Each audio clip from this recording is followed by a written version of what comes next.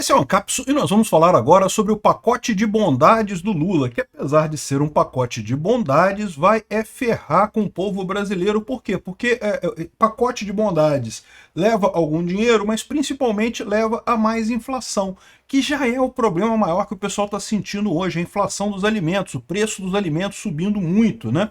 Então esse pacote de bondades que o Lula está planejando tem um potencial enorme de ferrar todo mundo. Vamos entender esse caso aqui e vamos entender também a analogia que eu achei muito engraçada aqui do Hélio Schwartzman, falando que o Lula está à espera do inverno russo. Realmente muito engraçado esse troço aqui. Essa notícia foi sugerida por A Véia que Cagou na Mesa do Xandão, Xandão Potter e a Censura Secreta e várias outras pessoas. Obrigado aí ao pessoal que sugeriu notícias lá no nosso site, no visãolibertaria.com, e obrigado a você que está assistindo o nosso vídeo. Se você gosta do nosso conteúdo, por favor, deixe o seu like e se inscreva aqui no canal, né?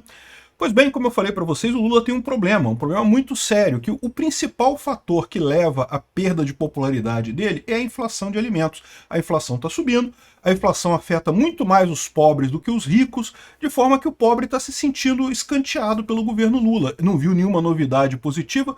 Ah, mas o Lula trouxe o Bolsa Família de volta, Minha Casa Minha Vida de volta e coisa e tal. Mas peraí, mas esses programas nunca acabaram, né? Eles mudaram de nome durante a gestão do Bolsonaro, depois voltaram aos nomes originais, mas o pessoal sabe, é a mesma coisa, não mudou nada no final das contas. Aliás, aumentou significativamente com o Bolsonaro, né?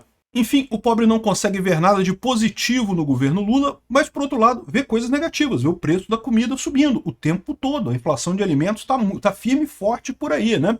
E qual que é o problema do Lula com essa história? Eu já falei para vocês, ele poderia até a partir de agora falar, não, agora eu vou cortar gasto, agora eu vou fazer um pacote de corte de gasto. Só que a inflação é o momento que o presidente ou que o governo aumenta a emissão de moeda, né? Infla a moeda. O aumento de preços acontece num momento depois, tem uma defasagem aí de alguns meses a alguns anos para o aumento de preços. Então não adianta o Lula, se o Lula quiser agora fazer o certo, que é cortar gasto, né? Não adianta mais, ele tinha que ter feito isso em 2022, 2023. Desculpa, 2023, 2024. Não dá para fazer isso agora em 2025, porque mesmo que tenha efeito, vai começar a ter efeito lá por meados de 2026, e aí já está muito em cima da eleição, ele não vai aproveitar essa melhoria eleitoralmente. Então qual que foi a aposta dele? A aposta dele é, agora não adianta mais cortar gasto, agora vão gastar mais dinheiro ainda para tentar iludir os idiotas de que esse dinheiro é uma coisa positiva. Não é. Porque você está dando dinheiro para o pobre, mas ao mesmo tempo está aumentando a comida, aumentando o preço da comida. Ou seja, não mudou nada, você está, né, tá ficando na mesma coisa. Enfim, mas essa é a aposta do Lula. Essa aposta vai dar certo? Não, tem tudo para dar errado. É o que eu falo para vocês, o Lula está numa roubada, ele sabe disso. O meu medo é exatamente chegando em 2026, à medida que ele for percebendo que isso não vai funcionar, que não vai ter jeito, que a impopularidade dele só aumenta, até que ponto ele é capaz de ir para garantir a reeleição dele, né? Será que o STF vai tornar todo mundo inelegível? Todo mundo que puder ganhar do Lula vai se tornar inelegível? Será que o Lula vai inventar algum problema, vai entrar em guerra com a Venezuela, vai falar com um amigo dele lá, o Maduro, vamos fazer uma guerra aqui? E aí ele inventa a história de que não pode ter eleição em guerra. Veja, na Ucrânia isso está na Constituição deles, tá? O Zelensky não tem eleição na Ucrânia porque na Constituição ucraniana fala que em períodos de guerra, durante a lei marcial, que quer dizer exatamente período de guerra, não tem eleições na Ucrânia, né? Então, mas o Lula pode tentar dar uma dessa aqui, né? A Constituição brasileira não tem nada disso, mas ele pode fazer isso e, sei lá, né, aprovar uma lei, aprovar um decreto e inventar uma história dessa. Até onde o Lula seria capaz de ir para se manter na presidência, uma vez que ele não vai ter ajuda nesse momento, né? Enfim, e o problema maior dessa história é que o fato dele descartar o controle de gastos agora não apenas significa que ele garante a inflação alta em 2026, como também ele garante a inflação alta em 2027, 2028. Ou seja, mesmo que assuma um outro presidente, vamos supor, ganhou um presidente de direita, o Bolsonaro, o Tarcísio, quem quer que seja, e pegou a casa ali, não, agora vamos cortar gasto, temos que cortar gasto, o governo está gastando demais, beleza. Só que, de novo, da mesma forma que quando você começa a gastar demais, o preço dos alimentos só sobe lá na frente, quando você corta gastos também, a inflação cai, mas ela cai lá na frente, ela tem uma reserva, ela tem uma inércia, que ela continua o preço subindo até você conseguir estancar o efeito anterior. Então a visão do Lula é essa, né? Eu vou gastar dinheiro como se não houvesse amanhã, pode ser que eu me reeleja, ótimo, né? Tive a vantagem, ganhei a eleição, uhul, me dei bem. Ou pode ser que eu não me reeleja. Se não me reeleger, eu vou deixar uma bomba para o próximo presidente. O próximo presidente vai assumir com esse gasto absurdo. Olha o caso do Milei lá na Argentina. Ele cortou gasto pra caramba. E a inflação lá ainda tá 2% ao mês. Por quê? Porque demora, cara. Você tem que cortar gasto durante muito tempo para conseguir trazer a inflação para um nível razoável. Ela demora a voltar ao patamar adequado, né? Então, esse estrago que o Lula está fazendo vai refletir por muitos anos no Brasil. Vai ser uma coisa muito ruim. Aqui, ó, o Lula monta um pacote da bondade que vai injetar 30 bilhões na economia até 2026. A tentativa de recuperar a sua popularidade. O problema todo é esse, né? Jogar esse dinheiro todo na economia, o que vai fazer? Vai fazer aumentar o preço das coisas, vai causar inflação, porque lembra, dinheiro não é coisa, não é uma coisa que não é o bem. Se os bens que tem para vender no Brasil são os mesmos, não tiver nenhum aumento de produtividade, não estiverem produzindo mais alimentos, produzindo mais alguma coisa, você jogar esse dinheiro todo na economia vai fazer só com que as coisas todas fiquem mais caras. Não tem vantagem nisso daí, né?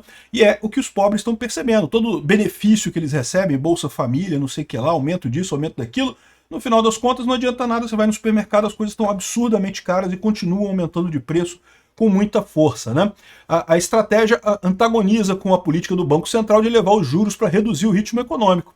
Ou seja, o Lula está deixando o Banco Central sem alternativa, vai ter que continuar aumentando os juros, o que vai gerar mais dano para o Brasil, né? Até que pode chegar ao ponto de que esse aumento de juros do Banco Central simplesmente não tenha mais o valor, né?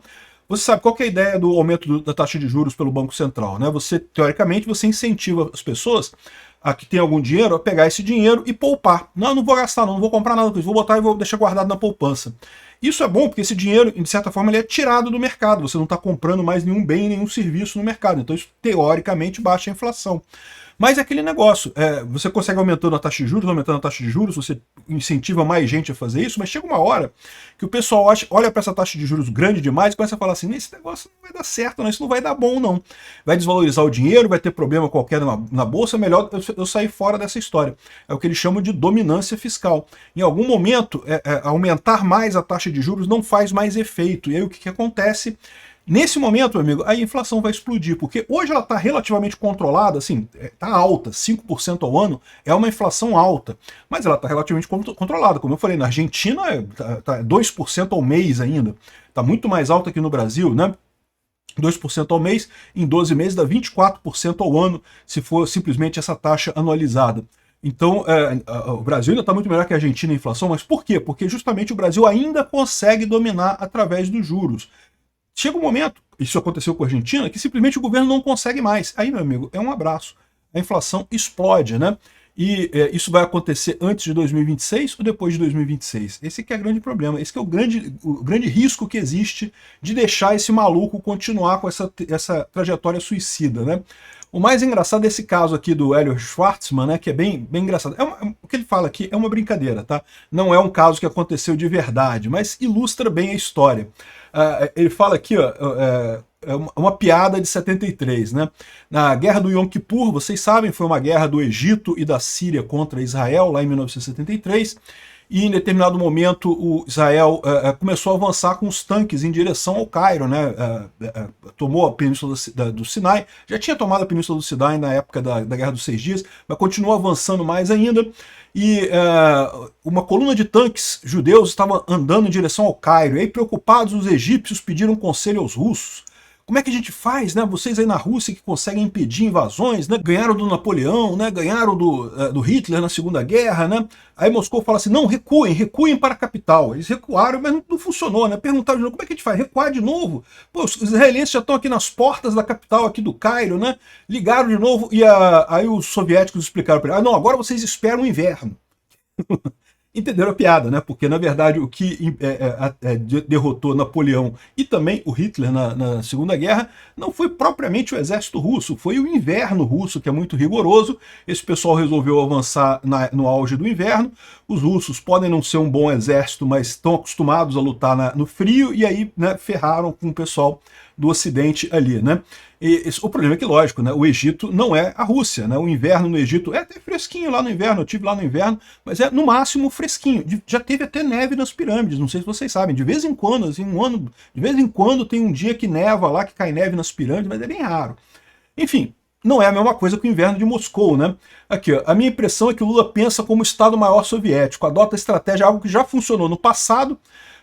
Por quê? Porque lá atrás ele teve o boom das commodities, que realmente ajudou o Lula pra caramba, né? Naquele momento em que a China começou a comprar commodities absurdamente, isso ajudou o Brasil. Então, todo esse truquezinho do Lula de injetar dinheiro na economia funcionou por quê? Porque a China começou a comprar loucamente do Brasil. Então, pô, isso ajudou muito a economia brasileira, né? Só que o inverno egípcio não é comparável ao inverno russo, né? Não tem possibilidade do Vale do Nilo acumular metros de neve e colocar em traves as forças inimigas. O boom das commodities que tirou o Lula das cordas em 2005, na sequência do mensalão, e deu a reeleição em 2006, dificilmente vai se repetir. E mesmo que repita, ocorreria um contexto político diferente nesse momento, né? Então esse que é a história do Lula. O Lula está contando com o inverno soviético para ver se consegue ganhar essa guerra em 2026. Não vai resolver. Ele está usando a mesma tática que ele usou lá atrás, só que dessa vez as condições são diferentes, né? Mais do que isso, mais do que a questão do boom das commodities ou o que quer que seja, é a questão da informação descentralizada, que mudou realmente o jogo da política brasileira, né? Enfim, essa é a estratégia do Lula. Ele tá ferrado, mas é o que eu digo para vocês, a gente vai se ferrar ainda mais do que ele. No final das contas, é importante tirar esse pinguço corrupto, a gente tem que fazer o impeachment desse cara. Obrigado por assistir o vídeo até o final. Além de curtir, compartilhar e se inscrever no canal, considere se tornar patrocinador com valores a partir de R$ 1,99. Clique no botão Seja Membro abaixo para saber as condições e vantagens de patrocinar o canal. Mais informações sobre o nosso projeto, visite nossos sites indicados na tela.